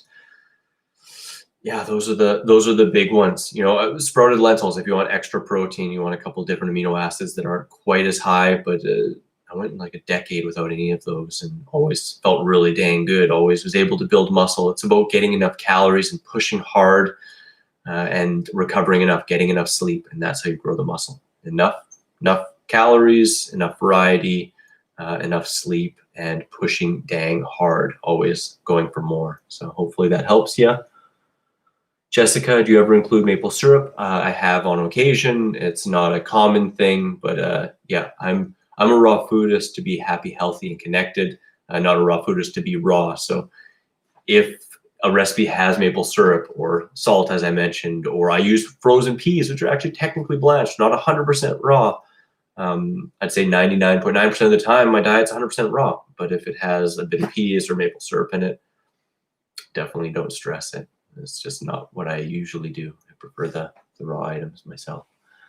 What do you use for cleaning your teeth, and do you use a toothbrush? Yes, I absolutely 100% recommend brushing your teeth, flossing, water picking. I have an entire video called The Ultimate Oral Hygiene Routine, which goes much deeper into it. My favorite toothpaste or soaps are EcoDent Tooth Soap Powder. I love that stuff, and otherwise Magic Mud on occasion for whitening and just a different kind of feel.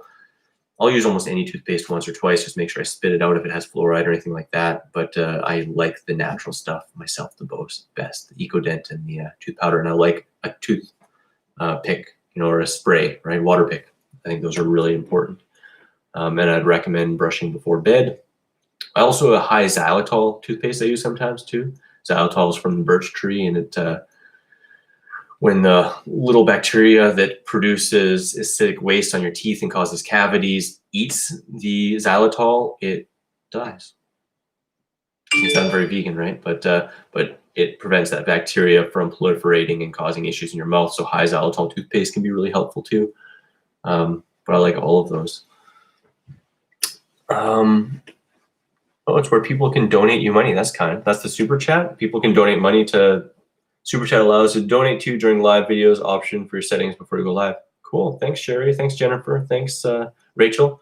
I'll definitely do that next time. I don't see a button for it here, and we're almost at the very end, so I'll try that another time. Absolutely. Oh, cool. Yeah, they get to pin their comment. That makes sense. Thanks, Rachel. I appreciate that. Bringing that up. I'll look into that next time. Do you buy white chia seeds online? No, actually, I just found them in a grocery store. And you can use the other color. I'm guessing that you're thinking for the sushi recipe. And I only use the white just for visual. There's no like nutritional reason otherwise, and because I was taking pictures. But if I wasn't taking pictures, I wouldn't care if it's black chia or white chia. Even if I was taking pictures, sometimes I use the black chia. It looks good too. But I found it. Yeah, exactly. That's what you just said. Yeah, thank you so much. I'm stoked that you enjoy it, Sandra. That's awesome. Thanks for sharing. I've got the 2 sushi recipe videos out on my Rawesome Recipes playlist. That's just also in my free app.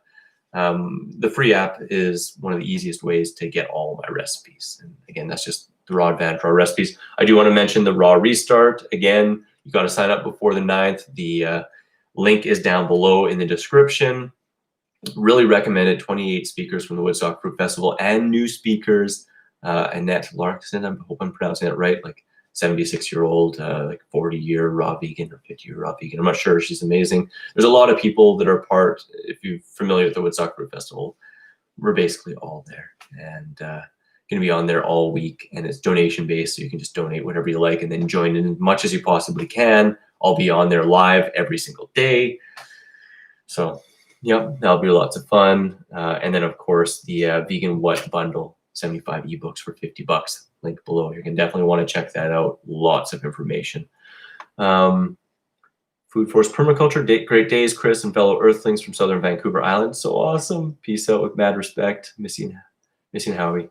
Much love to you both. Thanks for joining me and for the fun questions and love shared. What about pesticides, especially cabbages, cauliflower, and some fruits? Peel off the outer layers. I wash it well. It's not something that I'm concerned about. I'm always about consciousness over concern. I get organic when I can, but when I can't, I don't concern myself about it because, again, my first 6.5, 7 years, I basically ate only conventional and still had some of the best health results of my life. Yes, can you do better, and is it better for the environment? Yes, if it's not a stress, if you're able to get organic, if you just are drawn to it, if the quality's there, if, the money isn't a problem, definitely go for organic. But I would always 1,000 times recommend getting enough calories, getting enough variety, and enjoying your food, even if some of it's conventional, rather than feeling like you have to get all organic. I don't believe in have-tos. When I can, it's my preference. But if I can't, or if it's just, the variety or the price or the quality isn't there, I'll go for conventional. I'll wash it or peel it and not stress it twice. That's just what I do. Sherry, I'll be at the raw restart. Her reset, awesome. Stoked to see you there. 4113N, I'd love to hear your thoughts about my question. If it's inappropriate or something I understand, I didn't see it. I'm sorry. 4113N. So if you're still on here, let me know what your question is. I didn't see it. 4113N, where are you? I'm not seeing it. Yeah, no, I don't see one here. I just saw you make a sad looking face and then say that. So sorry if somehow I'm missing it. I just am not seeing it, and I'm scrolling up and down. You can write that in, and I'm going to answer. Yeah, sorry, 413N. Please let me know because I'm not seeing it. I'm going to answer these quick questions here on Instagram because I didn't get to them on Instagram. And that's going to pretty closely wrap up. We're going to say we have another 8 minutes. My pleasure, Rigo. So some of these I actually did answer. That's good. Do food dehydrators use radiation? No. Talked about that. Oh, good. We did talk about those. Okay. How long have you been vegan? I've been vegan for over 17 years now, almost 17 and a half. What legumes and beans can you eat raw on a raw vegan diet, and what's the best dish? My personal favorite are actually just lentils. So any red, green, yellow. Well, there's yellow, red, green, black. Just you want them to be whole, not split. If they're split, they're not going to actually sprout. So whole lentils, soak them overnight, rinse them a few times. Delicious.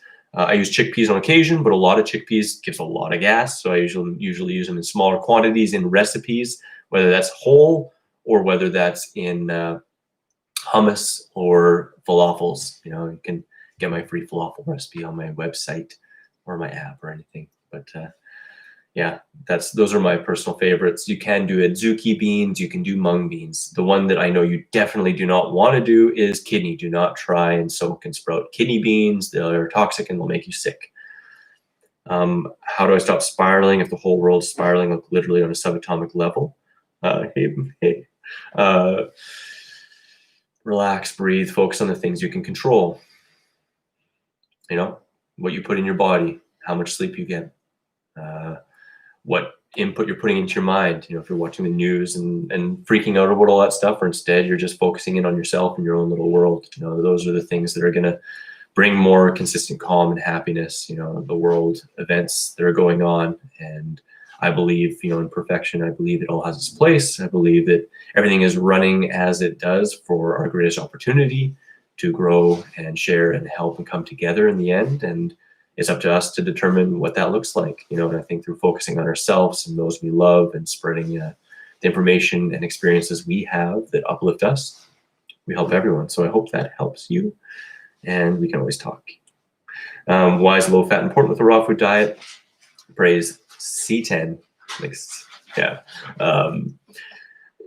Low fat's important for cellular oxygenation, for proper insulin function, for even kilter energy, for hydration, to not exceed levels in fat content and or protein content that can cause the aforementioned issues, as well as others, acidification or Yeah, if you want to feel your best, if you want to feel more light and bouncy, then low fat works. If you're eating high fat, then what you end up doing is creating intracellular and intramuscular fat deposits, which impede insulin function and can cause like a pre-diabetic state eventually. It also can just interrupt digestion, slow down digestion, cause more fermentation when you're eating high fat and high fruit. So if you're eating higher fat, you want to eat less fruit. And if you're eating higher fruit, you want to eat less fat. Both together really don't mix that well. And in general, I just recommend lower fat. I recommend reading the 80-10-10 diet by Dr. Doug Graham. It's got a ton of information. It goes way deeper and into deeper scope than I can or have right here. Age, I'm 40 years old, 41 in August. All-time favorite fruit, I did answer that. It's kind of hard to say, but it is, whatever's in hand, whatever's ripe, whatever's peak quality, it changes. I've said my favorite fruit is tomato, durian, orange, persimmon, mango, some bananas, jackfruit, cherimoya is probably one of the most common one. If I really had to pin it down, it might be cherimoya or tomato. Oh God, or durian. Yeah. When are you moving to Sweden? Hopefully around the end of the month. We will see. We will see, Raw, the real creations. War of Chick. What is your family vegan? What prompted your journey? No, they're not, but they eat a lot more vegan stuff than they ever did before. My journey was prompted by skateboarding and wanting to heal faster, being depressed, my joints aching, mildly suicidal, to be honest. And I had low energy and joint pain, and just everything was going to crap. So I looked into yoga first. That pointed me in the direction of vegetarianism, which then pointed me in the direction of a book called Fit for Life, which totally opened my eyes up to vegan and raw food and all that stuff. So that was my start. Read Fit for Life in like 2000, so 20 years ago. It took 3 years to get from just standard American to Whole Foods, high raw vegetarian, and then high raw vegan, over 17 years ago. Yeah. Do you cook for your family? Are they raw vegan too? I do make food and I do share it with them sometimes, and they eat more vegan food than ever, but not all vegan. What's your favorite dinner recipe? My cocoa butter veggies 2.0.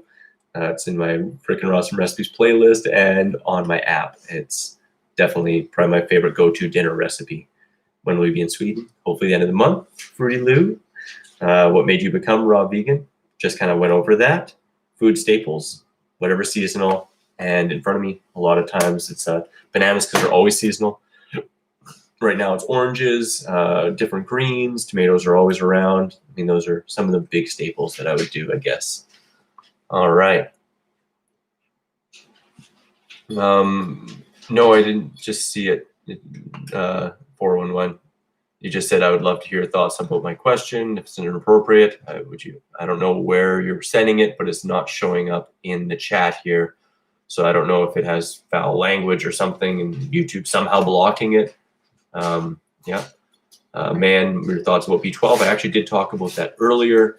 In short, it's an environmental nutrient that we get from bacteria, or the synthesis of bacteria breaking down things producing B12.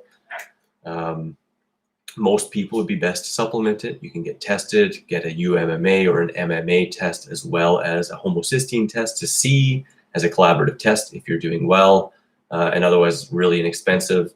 If we're living in our natural habitat and not, wiping ourselves with antibacterials all day, every day, like we are, especially now, or a lot of people are, it wouldn't be an issue. It'd be some on our skin, in our feces, in water, in our environment, on the foods that we eat, if we're eating natural in nature, not from store-bought stuff that has chemicals and the soil's devoid of B12.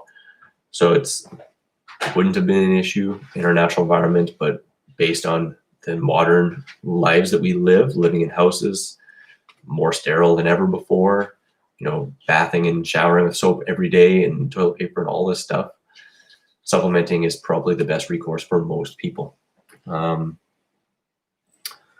How do you get your protein? I get my protein from whole foods. All whole foods contain amino acids, the building blocks of protein. Fruits roughly 4 to 8%. Veggies way higher than that. Nuts and seeds higher than that. If you eat enough total calories from a range of fruits, leafy greens, nuts, and seeds, you're definitely going to get enough. It's pretty dang rare unless you're under eating calories or really eating a small amount of different foods. Up the greens, up the nuts and seeds a little bit to bring it up. You could have sprouted lentils to get extra more, but that's where I get my protein, mostly from fruit and greens. Sherry, kitties going to Sweden? I wish I could say yes, but no, they're my parents' kitties. Do you eat any soy products? I do not eat any soy products, although I on occasion do eat natto, which is fermented soybean with this extra cooked soybean that's then fermented. So it's a live food, but it comes from a cooked soybean. Occasionally I have that. I didn't have it for my first 14 years raw, 13 years raw. And John Kohler introduced me to it, and I really enjoy it. So I occasionally have it sometime, but it doesn't make or break anything in my honest opinion. But it does have the highest source of vegan K2. I never had problem with vitamin K before that. You can get enough K from greens, but if you are concerned or you want K2 specifically instead of K1 from greens, then you can have natto, and that has soy. That is soybeans. But otherwise, no. My pleasure, Sandra. Dr. Dre Tube. So do you still recommend the book Fit for Life other than 80-10-10? Yeah, I recommend Fit for Life as a basic starter for anyone on any diet to kind of point them in this direction of whole plant-based diets. It talks about raw food. It talks about vegan. It talks about whole foods. I don't remember. I don't think there's oils, but that might be the one thing. If there is oils, I just recommend cutting out the oils. But to me, it's a progression. Like Fit for Life is a good starting point for a lot of people. It's one I've handed out to friends, to people who aren't strictly interested in an all raw diet. And then I recommend 80-10-10 for raw vegan and for like really pointing to the moon. You know, you could just read 80-10-10, but if you want, you could add that one too. Come here, kitty. But those are the ones that I actually absolutely recommend the most. Let's see. Thoughts on the thing that people do to make babies? What? Thoughts on the thing that people do to make babies and how healthy it is for you, like sex? I think it's super healthy for you. Sex, orgasms, all these things. It's just, you know, the difference between those being helpful or not is if it becomes a compulsion and it's the only thing you're trying to do. You know, it's a healthy part of a holistic life. But if that's all you're thinking about and all you're doing, then it can be an obsession, and that can be unhealthy. But I think it's a very healthy function to have sex. It's the most connected we could ever be, you know, becoming one with each other, one with everything. It's a very powerful thing. Beautiful. Dr. Dre Tube message retracted.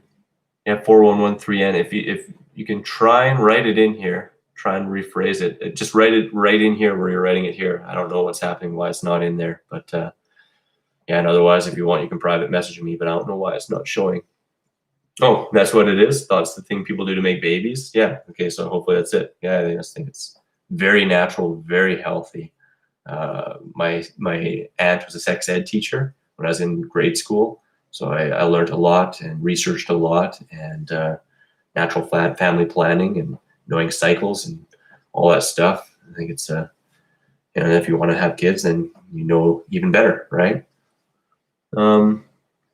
I didn't read Fit for Life 2. I'd recommend the first one. There is Fit for Life 2 and a third one, but I'd recommend the first one by far.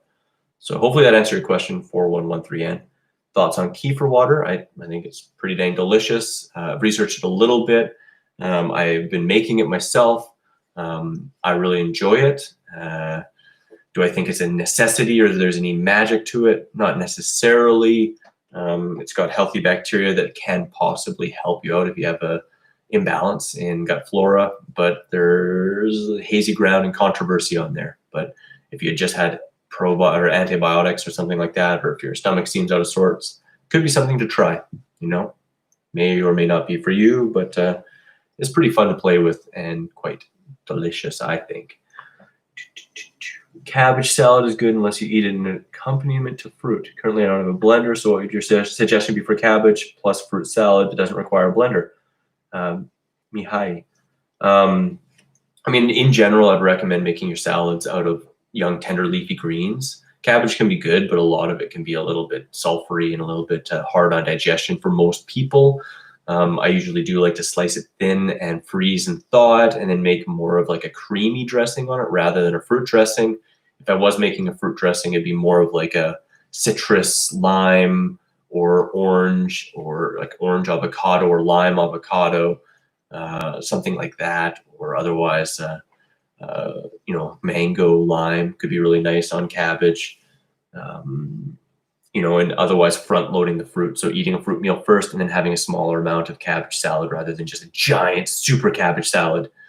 I prefer to just have a bit of cabbage mixed in with my other salads, or thinly sliced as mentioned with like noodled cucumbers or zucchini or romaine lettuce or napa cabbage or bok choy to make it a little bit of a mix and not just straight cabbage. So hopefully that helps a little bit. My pleasure, Jerusalem, Israel. Thanks, my God, I was being censored. I had to word it like that. How often is healthy? 4113N. I mean, honestly, and again, it depends to what you're doing, and if you're in a loving relationship, or if it's something that you're like not in a connected relationship. I think that can be a little different, whether we're talking about physically, mentally, emotionally. I think all need to be considered, or optimally are considered, right? How often can be healthy? It depends what you're doing too. Again, like I said, if you're practicing some semen retention or not, for the male and female, it could be a little bit different too. Daily, multiple times a day, great. As far as I'm concerned, this isn't a subject that I'm specifically specializing huge, but I've definitely done a fair amount of research into it.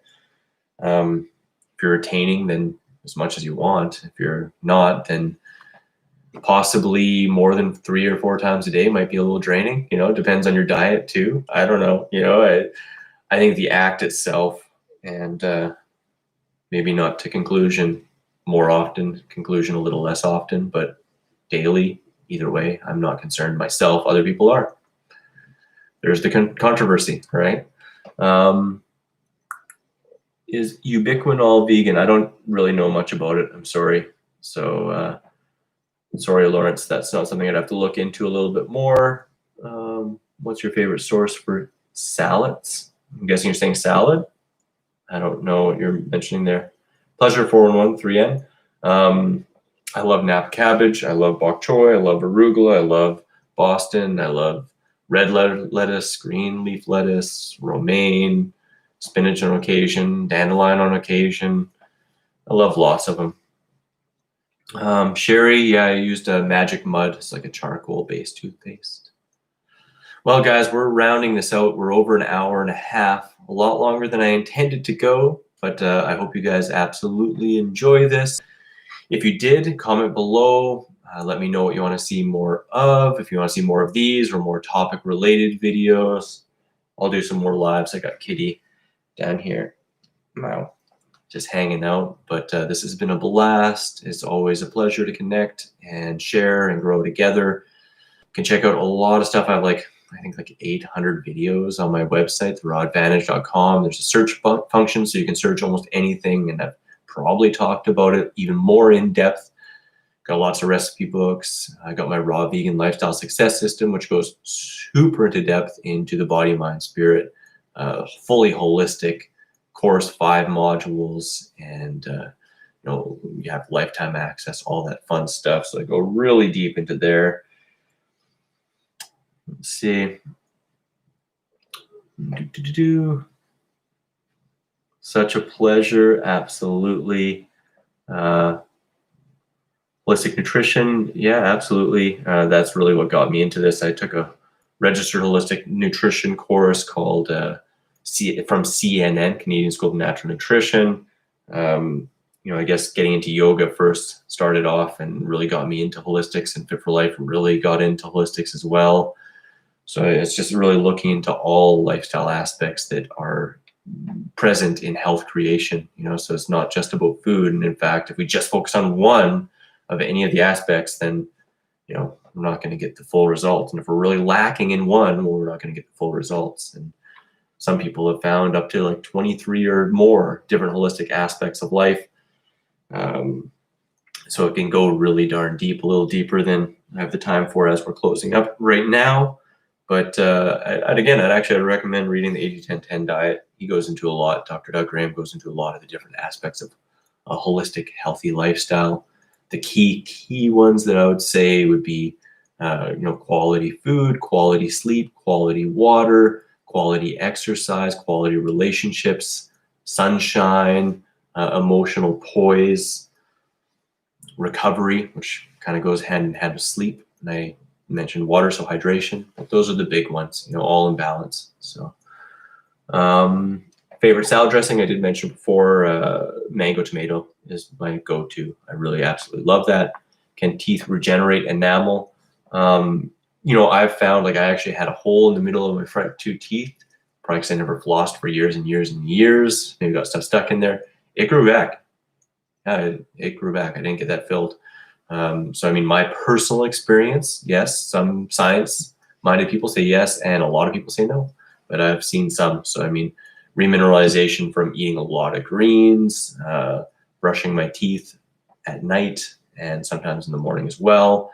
If you eat citrus, pineapple, oranges, lemons, limes, do not brush your teeth for at least a half an hour, 45 minutes, as it softens the enamel, especially if you're using something like a baking soda or abrasive toothpaste or tooth powder. I wouldn't recommend using that all the time anyway, once in a while rather than all the time. But rinsing your mouth out with water after those meals, dried fruit, dates, stuff like that. I recommend mixing them with whole foods, blending them more often than eating them whole, and that can help a lot. 80-10-10 book is 100% raw vegan, but it can be applied to any diet, really well. Vegan, vegetarian, or not. It's a calorie-nutrient ratio recommending 80% or more of your total calories coming from carbohydrate and 10% on average or less coming from fat and protein, which essentially just means we're concentrating on the high carbohydrate plant foods, fruits if raw, tubers and stuff like that, and squashes if cooked, loads of vegetables as much as you like. Most people find 1 to 2 pounds or 2 to 4% of their total calories coming from greens is a lot. And that's kind of the pointing to the moon part, slowly growing with that, and you're automatically in the 80-10-10 ratios, but it goes way more in depth in way more scientifically and common sense driven fashion in the 80-10-10 book, which I absolutely recommend. Yes, it is one of your favorite books too. That's awesome. It's a great one. Thanks for your answers. Sauerkraut can be treated as cabbage, required getting enough calories for meals. So yes, sauerkraut is generally made from cabbage, so it could be part of a cabbage intake. I'm not saying you need cabbage. If you enjoy cabbage, enjoy it. Enjoy as much as digest well as you enjoy the flavor of. For some people, that might be less. Some people, that might be a bit more. Generally, we'd probably start with a little less and grow with it. But I recommend the young, tender leafy greens more often as a bigger green source than cabbages. Sauerkrauts, generally, you're only taking a tablespoon or two at a time. Much more can get gassy for most people. Slowly over time, you can have a little bit more, but got to be careful. I don't want her to end the stream here. But yeah, getting enough calories from meals, we're talking more about getting your calories from fruits than from vegetables. Trying to get all your calories from cabbage would kill you. You just have the worst gas and it'd tear up your stomach. So greens and cabbages and veggies, I'm more focused on doing them for enjoyment, for dense mineralization, protein, and enjoying as much as you enjoy, but no need more than that. And when we're talking about enjoying as much as you enjoy fruits and vegetables, you're going to be getting way more fruits in terms of calories, looking to get like 80% or more from fruits. But yeah, that's the 80-10-10 breakdown, and makes it a heck of a lot easier. You're focusing on your calories from fruits, and you're eating the greens and other stuff for savory flavors, for looking for salt. If you're craving salt, you need more vegetables. Simple. If you're craving potatoes or cooked foods or fats, you require more carbohydrate. You need more calories. Eat more fruit. So I recommend starting every meal with fruit, eating until you're totally full, and then going to salads and greens. So I hope that helps a lot. Kitty Tail, yeah, she's so cute. So that's going to be it for this live, an hour and 44 minutes. I hope you guys really enjoyed it. Thanks so much for tuning in. Definitely check out the links below for the Raw Restart and for the Vegan What bundle. And yeah, comment below. Hit that notification to be notified by upcoming videos for 2021. I got a lot of exciting ones, some more controversial videos coming up, and some recipes and all that fun. But let me know if you enjoyed this, and stay tuned. You know, if you have that bell, then you'll know when the next one is. You know, I'll try and announce it in the head, and I'll try and do the super chat and all that fun stuff. Thanks so much for that recommendation, everyone. But as always, wishing you guys much peace, love, and seasonal fruit. See if I can end that on that. Oh, there we go. There's the button. See you guys.